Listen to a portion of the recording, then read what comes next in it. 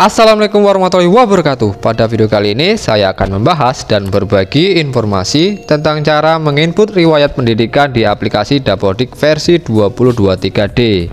Sebenarnya proses penginputan ini bisa dilakukan menggunakan dua cara, yaitu melalui aplikasi Dapodik dan melalui web ptk.datadikdikbud.go.id. Nah, di sini saya akan menggunakan kedua cara tersebut ya. Nah, di sini yang penting kita masuk dulu ke dalam aplikasi Dapodik. Kita lakukan tukar akses pengguna.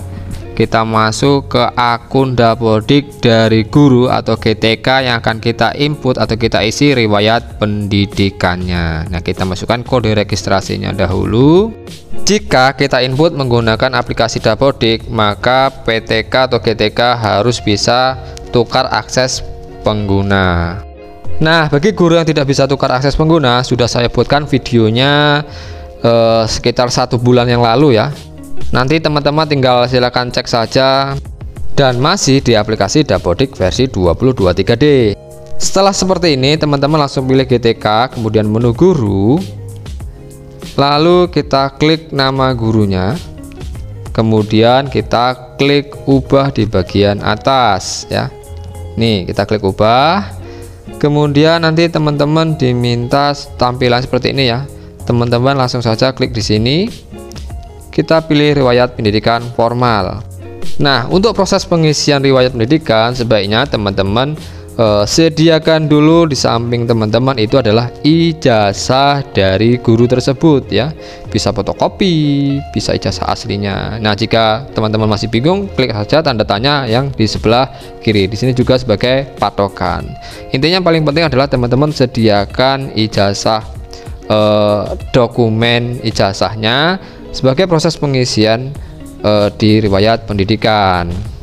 Oke, langkah selanjutnya adalah kita klik tambah, kemudian di sini kita saja klik umum atau kita tulis umum ya, karena mencarinya terlalu banyak kita tulis saja umum.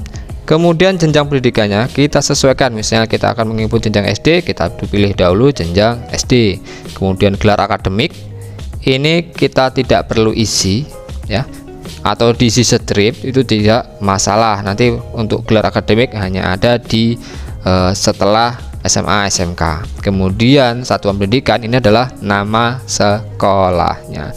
Nah, makanya saya sarankan sebelum proses pengisian dari riwayat pendidikan, teman-teman sediakan dulu ijazah asli maupun ijazah fotokopi sebagai acuan dalam proses pengisian riwayat pendidikan. Kenapa? Karena nanti diminta NISN-nya, kemudian tanggal tahun masuk, tahun keluar, kemudian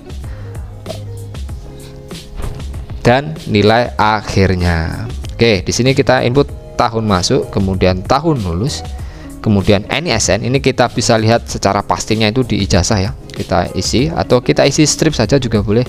Tapi saran saya sebaiknya diisi ya agar datanya lengkap. Oke, jika sudah baru kita klik simpan.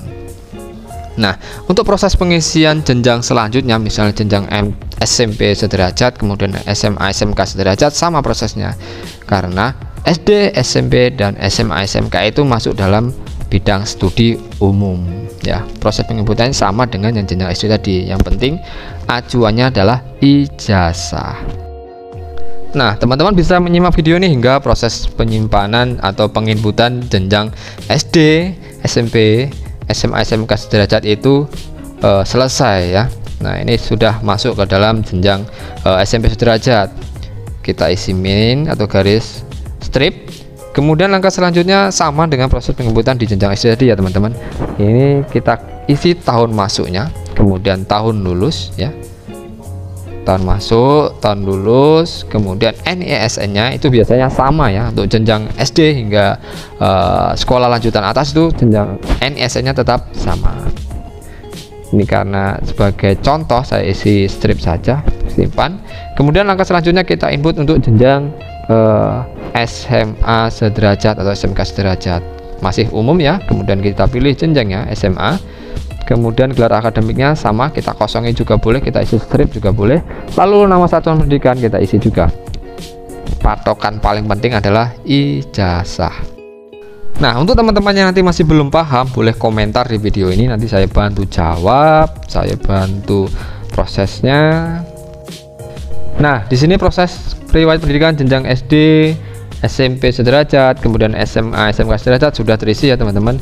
Kita tinggal melakukan pengisian riwayat pendidikan jenjang sarjana atau S1, D4 ya, D2, D3 itu melalui web PTK Datadik Kemdikbudgayadi. Karena kalau kita melewat aplikasi Dapodik akan selalu ditolak. Nih, ini ada informasinya di sini nih, informasi perubahan data riwayat pendidikan formal dengan kualifikasi. Nah, ini di aplikasi individual GTK, yaitu di PTK Datadik Kemdikbud.go.id. Ini cukup kita klik saja, nanti kita diarahkan ke web baru. Nah, kemudian kita login di sini ya.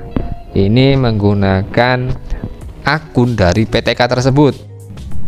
Untuk pengisian riwayat pendidikan di web PTK Datadik Kemdikbud.go.id ini bisa dilakukan oleh PTK atau guru itu sendiri ya, tidak harus operatornya. Kalau operator tuh bisa melalui aplikasi Dapodik, kalau di web PTK Datadik itu bisa dilakukan oleh guru tersebut.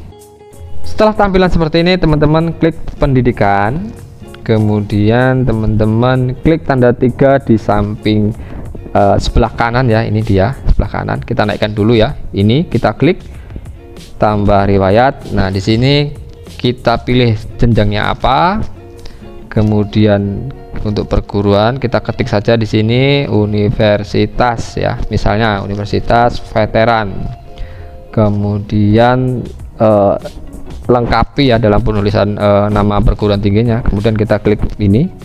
Nah, ini muncul, baru kita klik pilih. Kemudian fakultas ini sesuaikan dengan yang ada di ijazah dari guru tersebut ya, di S1 nya. Kemudian kita pilih di sini SPT, kita geser lagi ke bawah, lalu di sini tahun masuknya tahun berapa kita input, kemudian tahun lulusnya tahun berapa, ini bisa dicek di ijazah, biasanya ijazahnya tuh tertulis lengkap. Kemudian nomor ijazah, nomor induk mahasiswanya ya, maksudnya nomor induk mahasiswa. Kemudian masih studi atau kuliah. Jika masih melakukan kuliah berarti kita pilih iya, jika tidak kita pilih tidak. IPK nya masukkan, baru kita klik simpan. Nah, ini data riwayat berhasil disimpan. Sebenarnya melalui web juga bisa dalam pengisian riwayat pendidikan jenjang SD, SMP, SMA, SMK sederajat.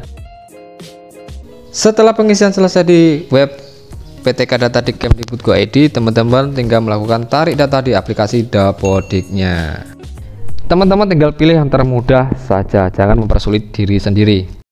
Oke, cukup sekian video dari saya. Semoga bermanfaat. Sampai jumpa dan terima kasih.